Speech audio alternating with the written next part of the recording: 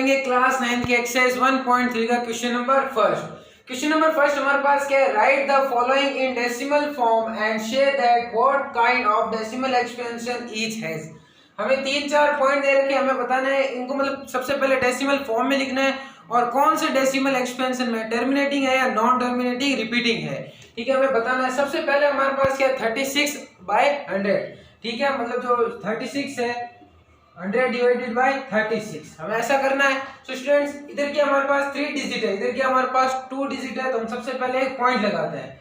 Point लगाया, एक zero यहाँ पे लग गया। अब आप देखिए 100 की टेबल में 300 कब आता है, 3 टाइम, तो 0.3। अब 3 लिख दिया तो हमारे पास आ गया 300। नीचे हमारे पास बचा 60 और एक बार पॉइंट लगाने के बाद आप एक जीरो लगा सकते हैं। ठीक है, एक जीरो मतलब अब आपको वापस पॉइंट लगाने की जरूरत नहीं है।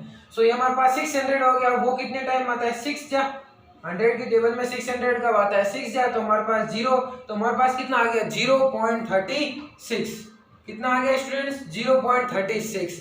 और अगर आपको स्टूडेंट्स ऐसा ट्रिक चाहिए, जैसे नीचे अपॉन में 100 हो, 1000 हो या 10,000 हो या 10 हो, तो हमें कुछ नहीं करना होता। जैसे 2 जीरो है तो 2 जीरो हटा के यहाँ पे 2 नंबर के आगे पॉइंट लगा दीजिए।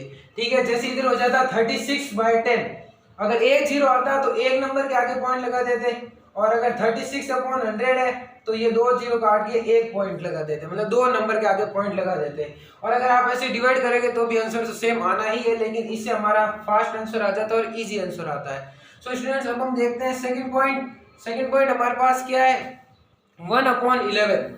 सेकंड पॉइंट है हमारे पास 1/11। अब इसको स्टूडेंट्स कैसे करेंगे, जैसे हमने लिख दिया 1 डिवाइडेड बाय 11, ये 11 है। अब सबसे पहले हमें इसमें भी पॉइंट लगाना पड़ेगा, एक पॉइंट लगा दिया, हमारे पास कितना आ गया 0। अब आप देखिए ये 10 है और ये 11 है, फिर भी ये 10 छोटा है, तो मैंने कहा पॉइंट के बाद आप एक और जीरो लगा सकते हैं, उसके लिए आपको वापस पॉइंट लगाने की जरूरत नहीं है। ठीक है, लेकिन स्टूडेंट्स आपको एक जीरो लगाना पड़ेगा। क्या लगाना पड़ेगा, एक जीरो लगाना पड़ेगा, क्योंकि स्टार्टिंग में सो 100 और 11 की टेबल में 100 के बाद 99 आता है उससे नीचे तो। ठीक है, अब 99 कितने टाइम आता है, 9 जा तो अपॉन में कितना बचा 1, अब फिर से 1 आ गया। ठीक है स्टूडेंट्स, फिर से 1 आ गया, फिर से वही जीरो लगेगा, 2 जीरो लगेंगे। ठीक है, एक और जीरो, फिर यहाँ पे वही 99 फिर से आएगा, फिर 1, मतलब ये रिपीटिंग है। आप देख सकते हैं इसको 0.0909 ऐसे निकलता रहेगा। तो हम इसको कैसे लिख सकते हैं, 0.09 और ऊपर क्या लगा दीजिए आप, बार। इस बार लगाने से क्या होगा स्टूडेंट्स, हमारे पास जो ये बार लगाने से हमारे पास सिंबल होता है, ये जो नंबर है वो नॉन टर्मिनेटिंग रिपीटिंग है, मतलब इसका कहीं अंत नहीं होता, ये वापस रिपीट होता रहता है। तो ये तो हमारे पास टर्मिनेटिंग था, टर्मिनेटिंग, क्योंकि ये देखिए इसका सॉल्यूशन 0 आ चुका है, इसका जो सॉल्यूशन यही खत्म हो गया, लेकिन इधर अभी 0 नहीं है, ये चलता ही रहेगा। तो ये हमारे पास क्या है, नॉन टर्मिनेटिंग रिपीटिंग, बार बार रिपीट हो रहा है, रिपीटिंग। तो स्टूडेंट्स जब तक आप ये 2 कीजिए, फिर हम अगला थर्ड करते हैं।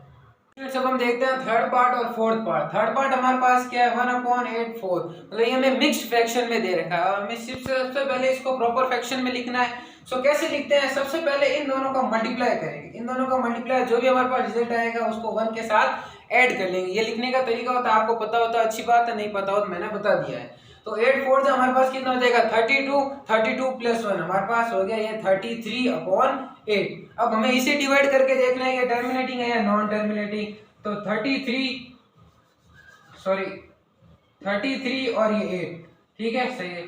अब देखिए 8 की टेबल में 33 से कम क्या आता है, 32 आता है। कितने टाइम आता है हमारे पास, 32 आता है हमारे पास 4 जा, तो हमने लिख दिया 4।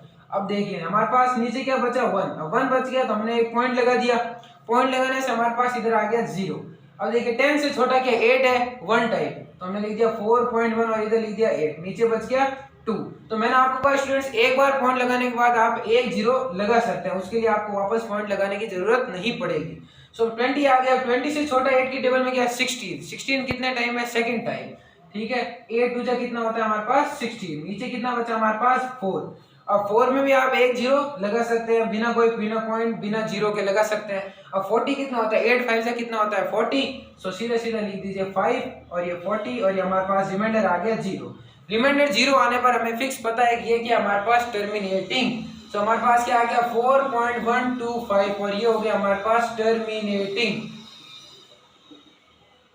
अब हम देखते हैं फोर्थ पार्ट हमारे पास क्या है 3/13, तो हमें लिख देना है 3 डिविडेंड और ये 13 डिवीजन। अब हम इसे अगर डिवाइड करेंगे तो सबसे पहले हमें लगाना है पॉइंट, ये हो गया 30, ठीक है। अब 30 से छोटा 13 की टेबल में क्या है 26 कितना टाइम होता है 13 2 जा कितना होता है 26। अब हमारे पास नीचे बचा 4, तो मैंने आपको पहले बता दिया एक पॉइंट हम एक जीरो लगा सकते हैं, आगे हमें कोई पॉइंट कोई जीरो लगाने की जरूरत नहीं है।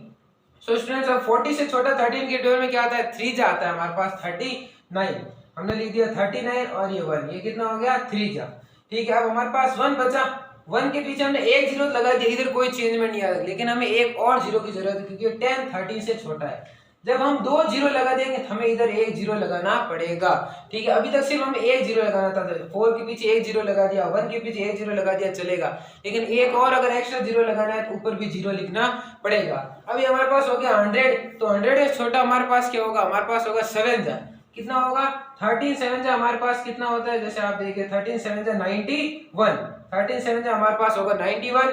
सो 100 में से 91 गए तो हमारे पास कितने बचे पीछे 90, मतलब 9 बचा, ठीक है। अब एक और जीरो हमने लगा दिया तो ये हो गया 90। अब देखिए आप 13 की टेबल में 90 से कम क्या आता है, अप्रोक्स 6 जा होगा, 13 6 हमारे पास होता है 78, ठीक है। देखिए 90 में 78 के हमारे पास बच गया 12। अब देखिए 12 के पीछे आप एक और जीरो लगाइए, ये हो गया हमारे पास 120, ठीक है। इधर दिखा देता हूं मैं आपको, जैसे ये हमारे पास 120 बचा। अब 13 की टेबल में 120 देखिए आपका आता है अप्रोक्स, अगर 9 जा ले हम, ठीक है, अगर हम 9 जा ले और अगर 13 से करें तो 120 हो जाएगा हमारे पास, 9 जा होता है हमारे पास 117 होता है हमारे पास, 9 जा तो 30, 9 जा 117, तो 120 में से 17 गए तो ये बच गया 3। अब फिर से 3 आ गया, अब फिर से आप देखिए 30 लगाइए तो 30 तो 26 और ये 4, तो 26 का आता है 2 जा।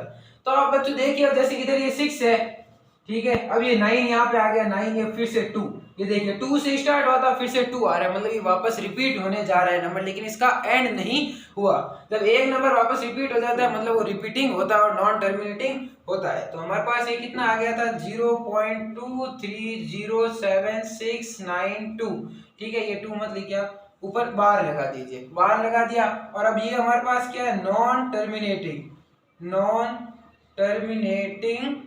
रिपीटिंग, मतलब ये नॉन टर्मिनेटिंग, इसका कहीं भी एंड नहीं है और ये रिपीटिंग है। जैसे ये देखिए आप स्टूडेंट्स को देख सकते हैं, ये 120 मैंने थोड़ा यहाँ से स्टार्ट किया, बाकी आप नोट कर सकते हैं। फिर हम करते हैं अगले पार्ट। जब हम देखते हैं फिफ्थ और लास्ट पार्ट, मतलब सिक्स्थ पार्ट, फिफ्थ और सिक्स्थ पार्ट देखते हैं। सबसे पहले फिफ्थ हमारे पास क्या है 2/11, सो हमारे पास 2 क्या है डिविडेंड और 11 क्या है हमारे पास डिवीजर।